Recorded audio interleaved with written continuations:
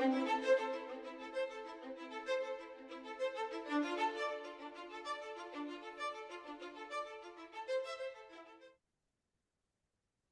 right, everybody, welcome to Investigations in Ritual Abuse Podcast, Episode 2, Tuesday, September 10th, 2014. Today, we're going to cover the Hamlin case hearing that occurred yesterday in Manti, Utah, before Judge Marvin Bagley. That hearing was supposed to consist of the closing arguments in Hamlin's motion to disqualify the Utah County Attorney's Office as the prosecutor in Hamlin's case involving Tobias Schroeder, his alleged victim in the Manti case. Schroeder alleges that Hamlin molested him during therapy sessions at Hamlin's home office in Spring City, Utah. His allegations are bereft of any ritual abuse context, and they don't mention any other accomplices within Hamlin's social network or his fellow members within the alleged LDS Church of Satan. Now, the hearing should have been a standard closing argument and would have been just that had Hamlin and his attorney, Brian Fries, not thrown a curveball in the argument. Hamlin contends that former Utah attorney David Leavitt will be called as a witness in the Schroeder case, even though he isn't named in the criminal information that was filed. Judge Bagley wanted to know why Hamlin would be calling Leavitt and what specifically qualified Leavitt as a material witness. So Brian Fries then proceeded to insinuate that Leavitt had knowledge of the location where the abuse occurred, which prompted an incredulous reaction from Judge Bagley. Judge Bagley, like everyone else in Utah, watched the press conference David Leavitt gave denying the allegations in Catherine Hamlin's victim statement from Hamlin's 2012 to 2014 criminal case.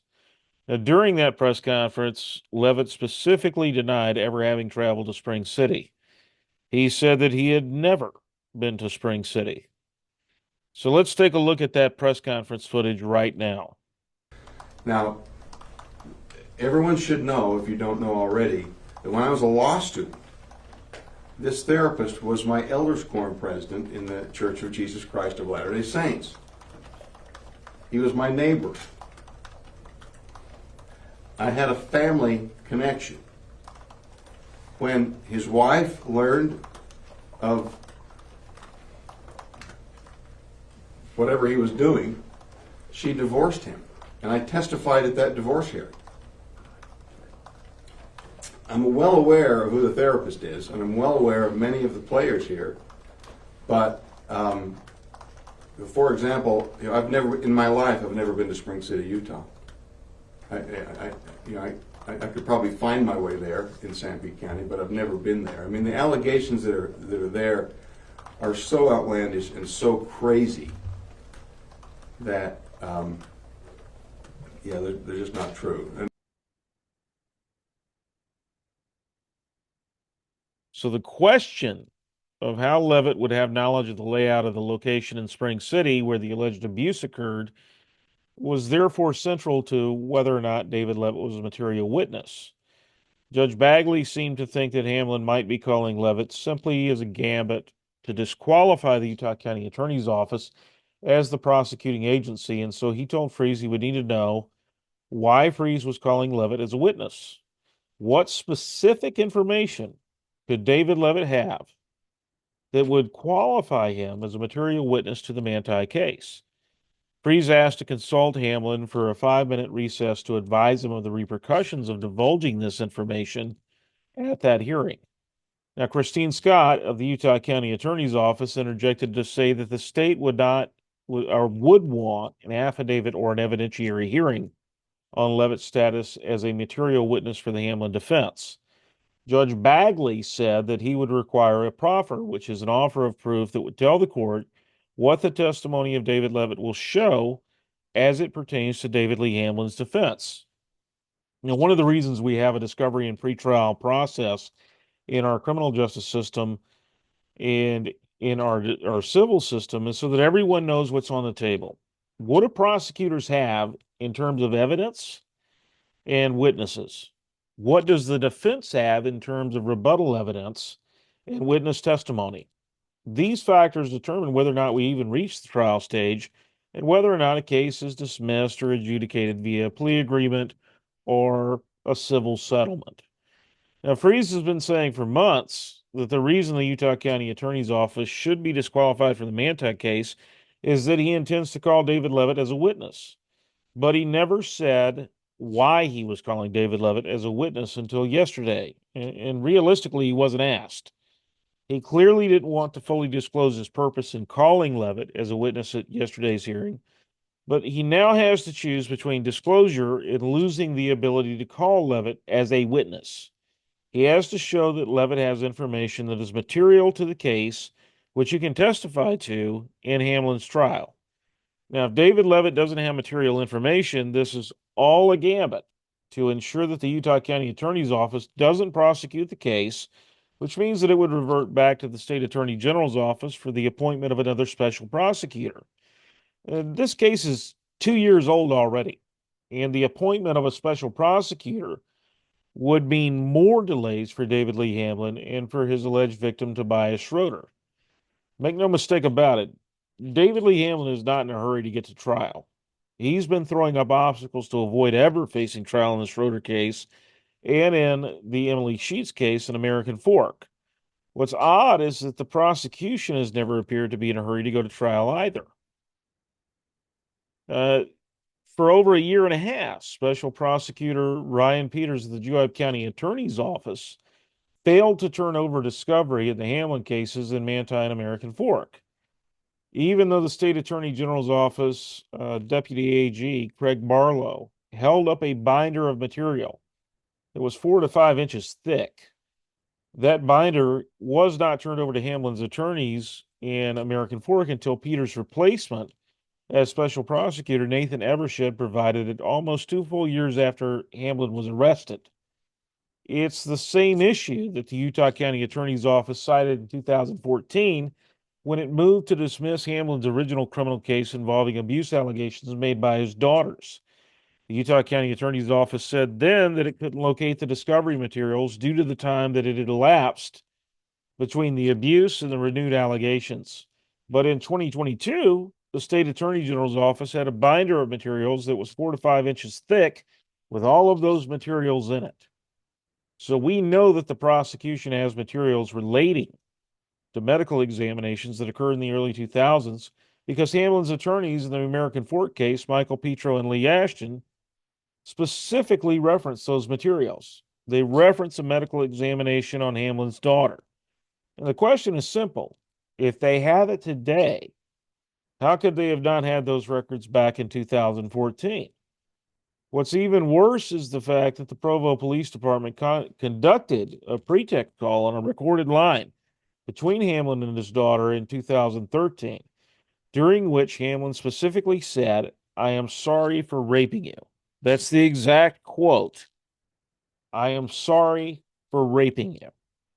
Even with a recorded call, in that recorded apology, in which David Lee Hamblin specifically apologized for raping his daughter, the Utah County Attorney's Office failed to secure a conviction against Hamlin in 2014. They said they couldn't locate the medical records and other discoverable materials, but a decade later, Hamlin's attorneys have those records turned over to them from the special prosecutor or someone else, and they're referencing those records in their filings in Emily Sheets' current case in American Fork. Now, Sheets was Hamlin's neighbor in Provo, Utah, and her parents, David and Deborah Sheets, are named as Hamlin's accomplices in the Church of Satan. Rachel and Eliza Hamlin are eyewitnesses to Emily Sheets' abuse by David Lee Hamblin. That makes them eyewitnesses who can testify as to the abuse that Sheets suffered at the hands of David Lee Hamblin. They are apparently going to testify as to what they witnessed because they were a part of the abuse. That is, they were abused in the same incident. So in Manti, we have a victim, Tobias Schroeder, who has waited for 2 years to have his day in court. He's not alleging satanic ritual abuse. He's alleging that Hamlin abused him during therapy sessions while Hamlin was treating him for trauma related to an earlier episode of sexual abuse. Tobias's parents took him out of state one summer, and Tobias's father was working for a client building what I understand to be a ceramic stove. At the conclusion of that project, the clients took the Schroeder parents out to dinner to celebrate, and the Schroeders left their son and daughter under the supervision of the client's older son. The son then molested Tobias Schroeder, and when the Schroeders got back to Spring City, Utah, they realized that something was wrong with their 5-year-old son. They asked for recommendations from their neighbors in Spring City, and Joe Benyon recommended David Lee Hamblin as the clinical psychologist. Hamlin then allegedly molested Tobias Schroeder during those therapy sessions. This is not implausible, given that Hamlin admitted to sexually abusing his patients in 1999 and lost his license as a psychologist when the Division of Occupational and Professional Licensing in Utah stripped him of that license. In 2003, the court in his custody trial found that Hamlin had molested his two eldest daughters, Rachel and Eliza. Two of Hamlin's female therapy patients testified against him at his divorce trial with regard to the abuse he inflicted on them. We can confidently say that Hamlin sexually abused his therapy patients, and we can confidently say that a court found by clear and convincing evidence that he had sexually abused his two eldest daughters. We can say with absolute certainty that Hamlin's brother-in-law, Timothy Nathan Tuttle, was convicted of sexually abusing his teenage daughter, because he was.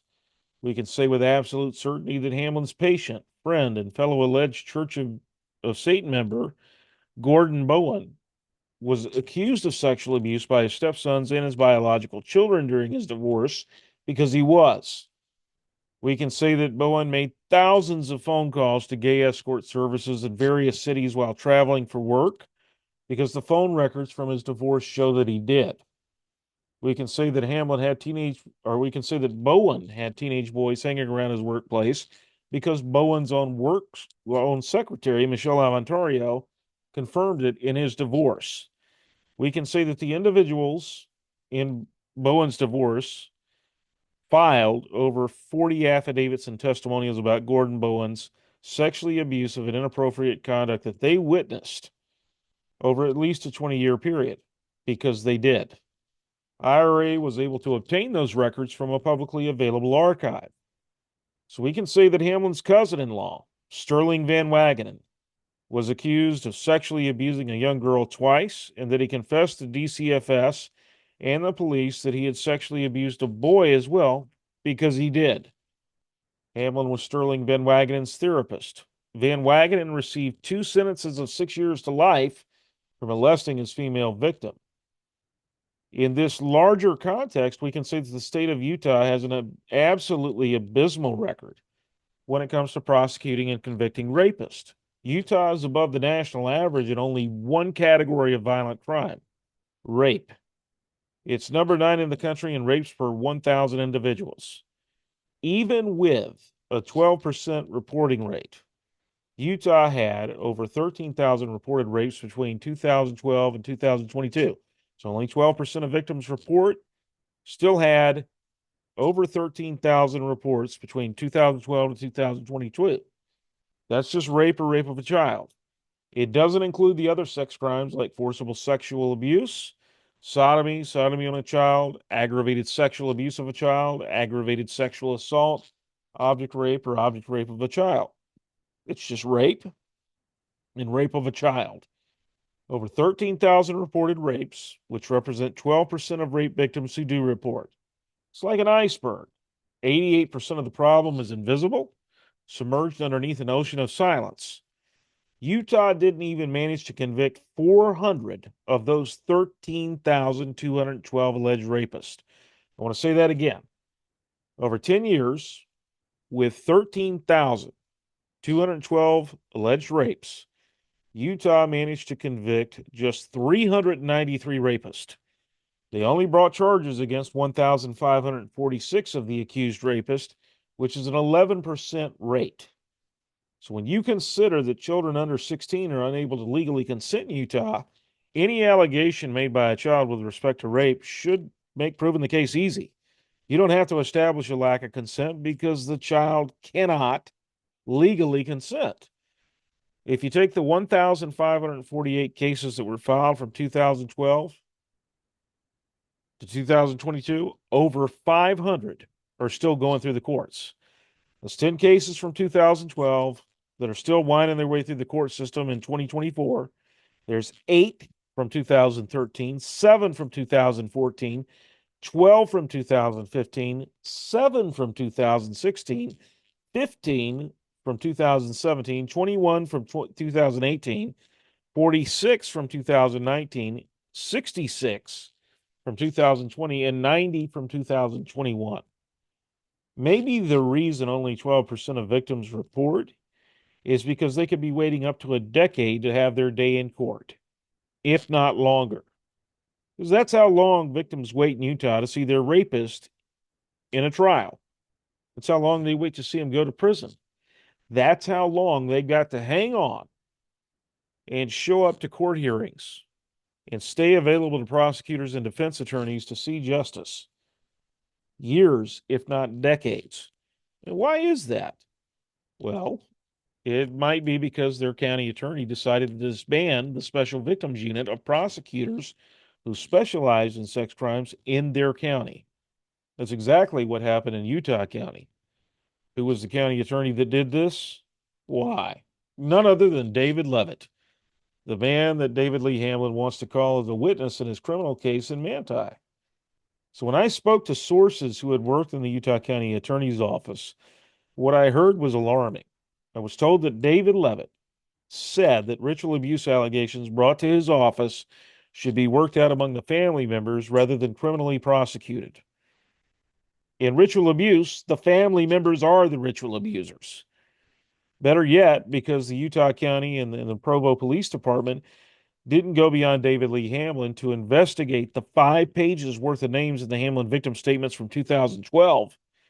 David Leavitt was able to campaign and win his election to the Utah County Attorney's Office later because the voters had no clue that he was an alleged ritual abuser and rapist.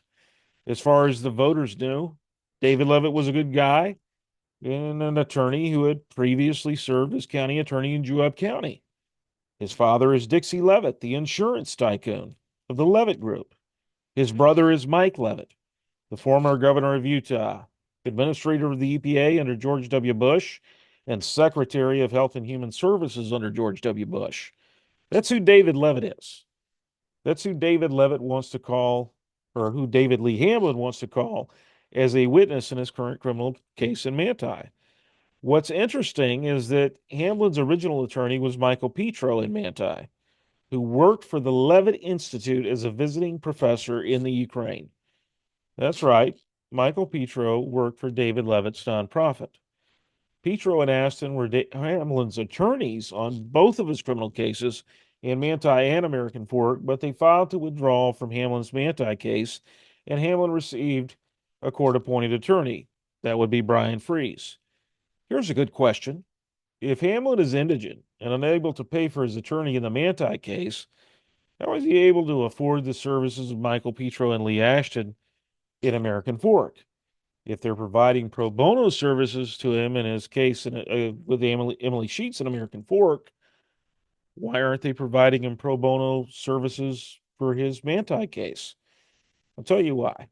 It's my belief that Hamlin has a private attorney working uh, with state reimbursement, a state-provided, taxpayer-funded attorney in the American Fork case, or in the Manti case, because that case isn't centered around a victim whose family was in the LDS Church of Satan.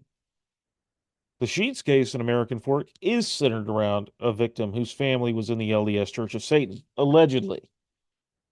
So Emily Sheets would have more information about far more perpetrators within the Church of Satan than Tobias Schroeder. Tobias Schroeder, the victim in the Manti case, doesn't have a familial connection to the Church of Satan. He's the son of East German immigrants who came here after being persecuted for being Latter-day Saints in a communist country. He's also the younger sibling of a sister and brother who committed suicide. The Schroeder kids are named in the Hamlin victim statements as playing a game of, quote, no bears out tonight, end quote, where Paul Larson allegedly grabbed Rachel Lee Hamlin and took her to a bunkhouse on the Hamlin property and raped her. Rachel Hamlin doesn't say that the Schroeder kids were raped by the adults, but the adults in question were allegedly part of the Church of Satan, and they participated in multiple ritual and non-ritual rapes and murders of children. Tobias's older sister, Anya, attended sweat lodges as a minor, and those sweat lodges were allegedly run by Joe Binion. Those sweat lodge ceremonies involved the use of peyote, a controlled substance. If Joe Binion, Hamlin's former neighbor, is providing peyote to minors during these ceremonies, he's guilty of a felony. Joe Binion is also a Latter-day Saint, and the question of why he's conducting Indian religious ceremonies in sweat lodges with other Latter-day Saints is one that has no good answer. There's no good answer as to the question of why Binion's bishop and stake president haven't called him to an account either. Then again, Joe Binion's bishop is a man named Sean Lindow, and Sean Lindow's wife is Babette Allred. In the Hamlin victim statements, Babette Allred and her husband are described as ritual abusers by David Lee Hamblin to his daughters, and he doesn't want them around his children at church in Spring City because they're from a lesser bloodline within the ritual abuse network. Hamlin and his wife Roselle believed that they were of royal blood within the ritual abuse network. And so we're looking at a situation where Emily Sheets and Tobias Schroeder have already waited 2 years, and they're potentially going to wait even longer. Now that the case in American Fork has a special prosecutor, Nathan Evershed, who has provided discovery and moved the case further along towards trial, Hamlin's attorney Lee Ashton has now moved to hold a hearing on a change of venue. If she's successful, the case will have to be transferred to a different county, a different judge, and this will result in more delays. In Manti, Hamlin's attorney Brian Fries is either using Leavitt as a smoke show or a smokescreen to disqualify the Utah County Attorney's Office and delay prosecution, or he's calling Leavitt because Leavitt has material information relevant to Hamlin's defense.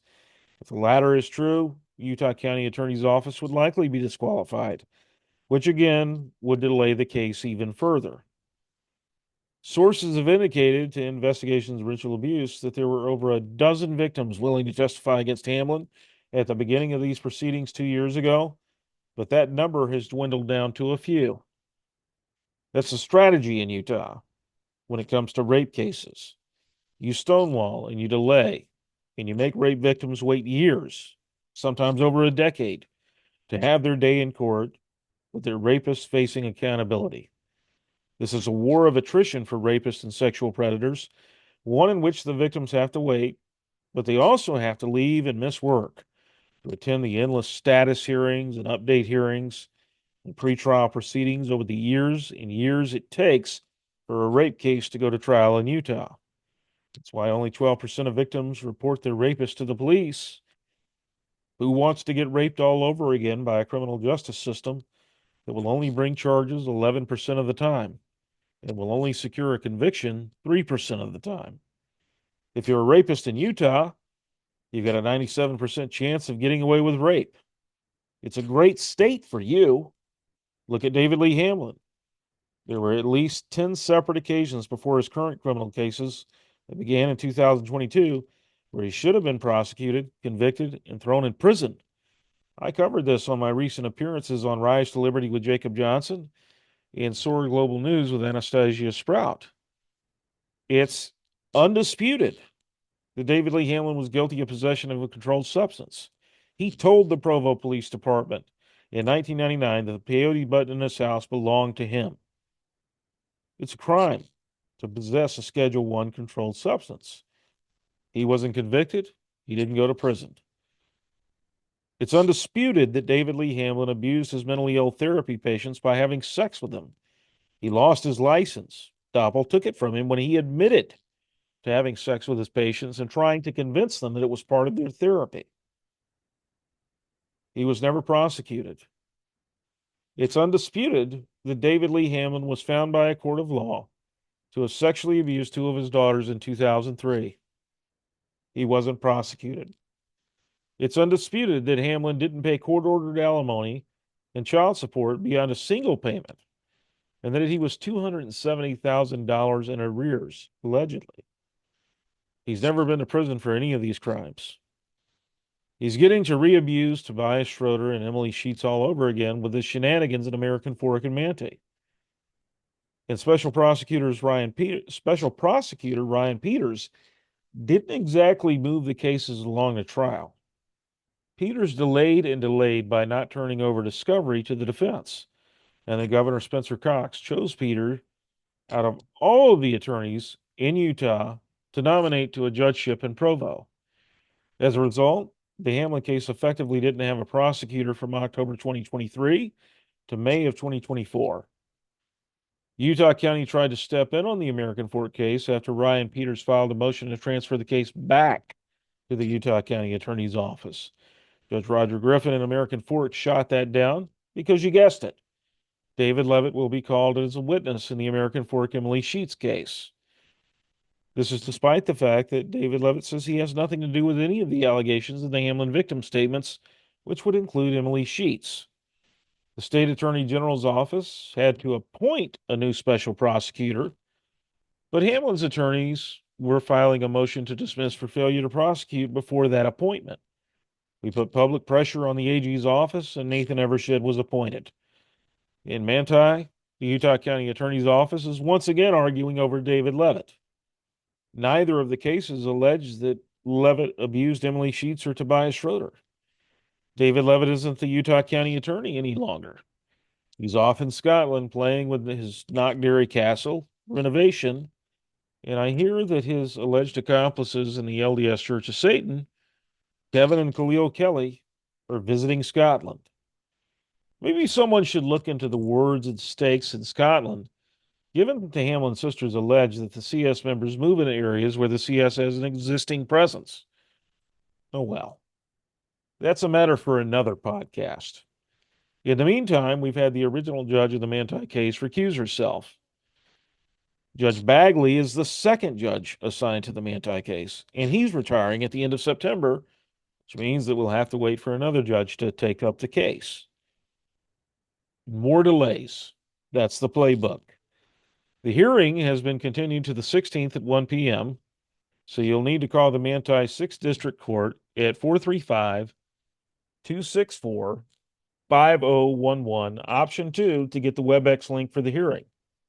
On the 18th at 1 p.m., Roselle Stevenson, Hamlin's ex-wife, will have her next status hearing before Judge Lunnan in Provo. If you want to attend that hearing in person, it'll be in courtroom 8A on the 8th floor. As always, Investigations and Ritual Abuses podcast is brought to you by our sponsors, Joe and Lee Binion, and their businesses Horseshoe Mountain Pottery and Mom's Stuff South. What can we say? Satanists just have odd ways of working out their self-hatred and loathing. Or perhaps it's just plain old masochism. Anyway, thanks to Joe and Lee and a Proul Law Firm out of Provo for the sponsorship. I'm told I can pick up my bread baker and a painting on my next trip to Spring City. And Caleb Proul will pay me an hourly rate to allow him to represent me in legal matters. That's how much his legal services are worth. It's amazing. Remember, Heavenly Father hears the cries of his daughters, as Jacob 2 states, and he sees the whoredoms being committed. If we don't use the tools he's given us to address the abysmal 3% conviction rate on rape charges in Utah and elsewhere, we can expect judgment. I'd argue that we're already experiencing that judgment, given Utah's rate of antidepressant use, which is one of the leading states in the country when it comes to the use of antidepressants, and also mental health diagnoses. You lose 100% of the battles you refuse to fight. So get up and fight, and die on your feet before you live on your knees before the likes of Lucifer or his minions. We'll see you next episode. This is Goel with Investigations in Ritual Abuse. Thanks for watching.